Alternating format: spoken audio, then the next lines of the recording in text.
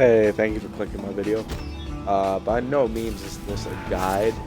Um, well, if you want to call it a guide, call it the worst guide ever. This is just to help you get your first hard mode kill. There's a lot of things that people are doing that they don't even notice.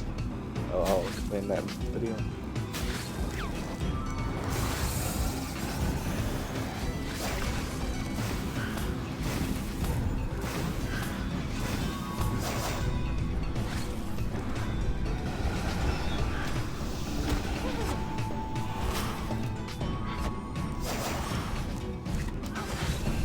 And of course, I made lots of mistakes in this video. The first thing I want to talk about here is I do stall pick on the furthest fighter. If you don't know what building stalling is, check out Evil Mario's video on that. Then I try to destroy the second starter. Destroy some cooldowns, greater, whatever. Okay, I'm gonna pause the video right here to talk about this. Those symbols on the east and west wall will indicate where the spot is that you can stand before the blue things actually start to appear. So you can use that to your advantage, because that does actually pop up right before the mechanic. You know, you're ready to go.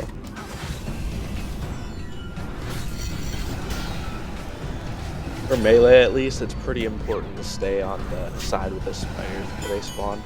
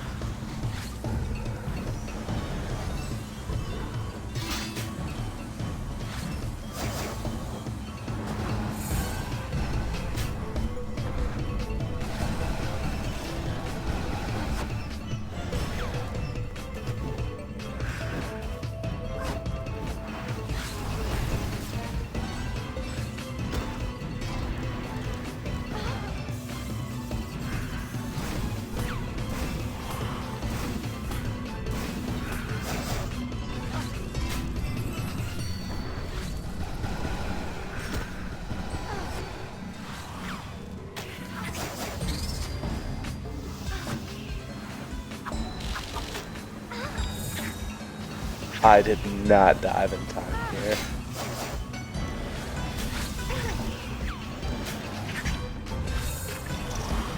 At the prepare for death part, you want to make sure you throw your magic prayer on and then Devo. And if Devo is in cooldown for the last one, just use reflect and debilitate and beat up.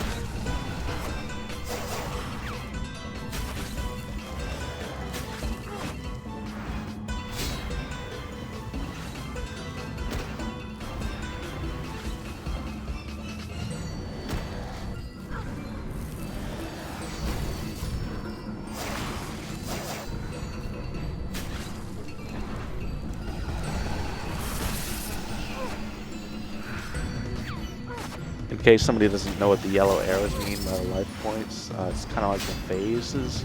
The first one is when it's going to start putting the blue crap on the floor, and then the second one is when it's going to drag you underneath.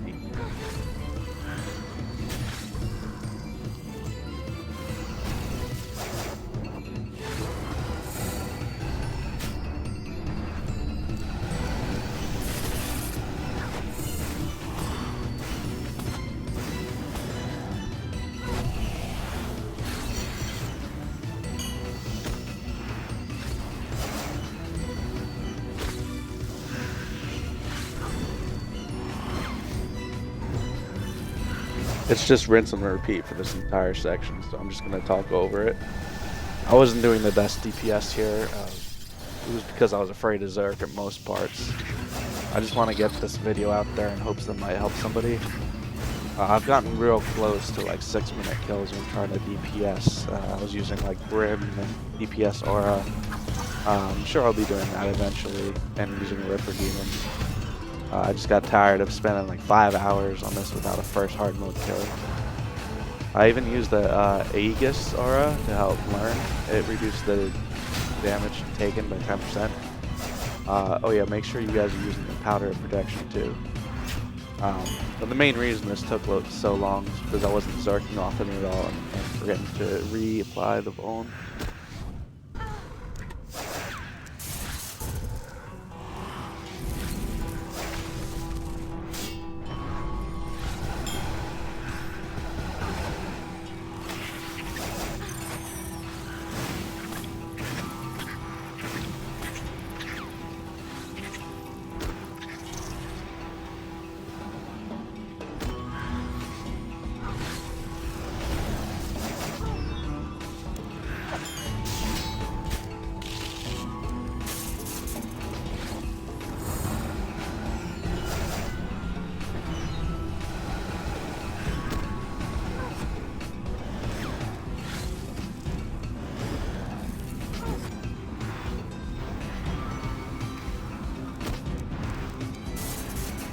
So this part here, 480k HP, I actually think is the easiest part. Just move on either side of the dogs, and make sure you right-click the dogs because their hitbox is weird.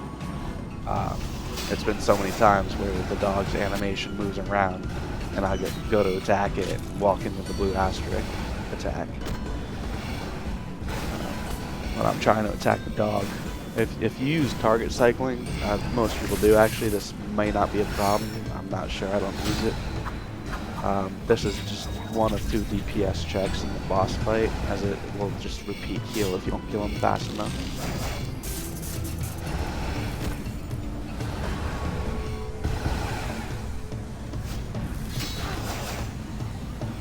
I use melee because it's the style I love most, and because margin is super nice. But you want to use whatever style you're the most comfortable with.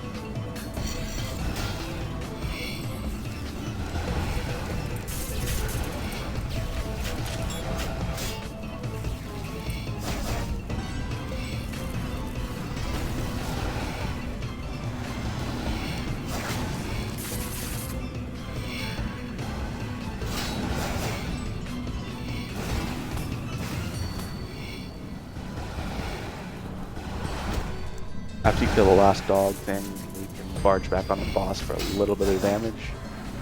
And then it's going to put you down below. The Blood Reaver is great to learn with. This probably goes without saying, but during the fight, make sure it doesn't die. In the end here, when it stops you underground, throw on Deflect Melee right away, click the purple smoke, and then AoE the 2 creature things. I always flurry and then attack the other one with a Lang Spec. I'm there stationary for a bit, so I always put the healing shard down for the Reaver, to make, even if it doesn't need the HP. If you see the yellow bar up there that says Souls Devoured, that's going to insta-kill you if you don't finish in time, so just keep an eye on that. But this is a very easy DPS check. Just click the 3 soul fragments that spawn after you kill the cat creatures. You'll be brought back up the boss. Make sure while you're down here you pay attention to symbols. It's helpful to name them close to what they look like. Say it out loud so you don't forget. When the boss is around 150k HP or so, there's going to be 4 symbols down below, as you can see towards the end, so don't let that throw you off guard.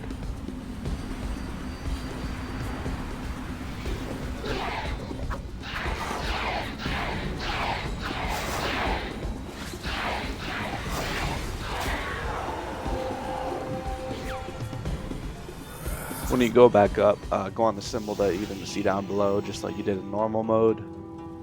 Wait for the hits to reach you before barging back on the boss, or you're gonna die.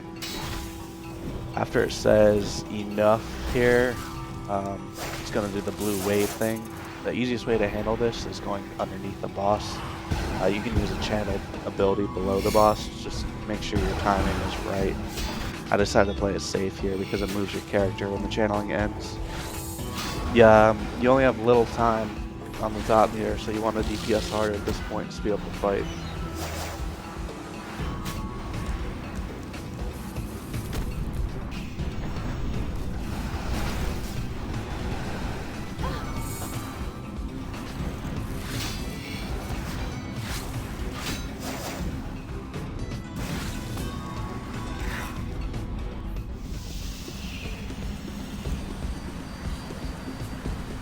You can throw on Devo down below here when you put on deflect melee, but I like to save mine for up on top when it says be obliterated.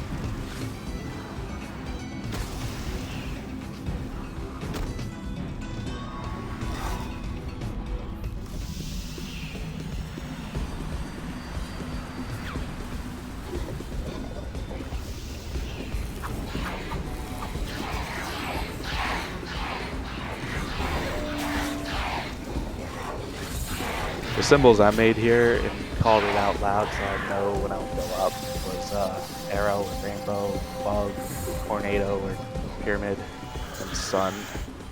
And then as soon as I went up, I saw that there was no hourglass, so I just went on that.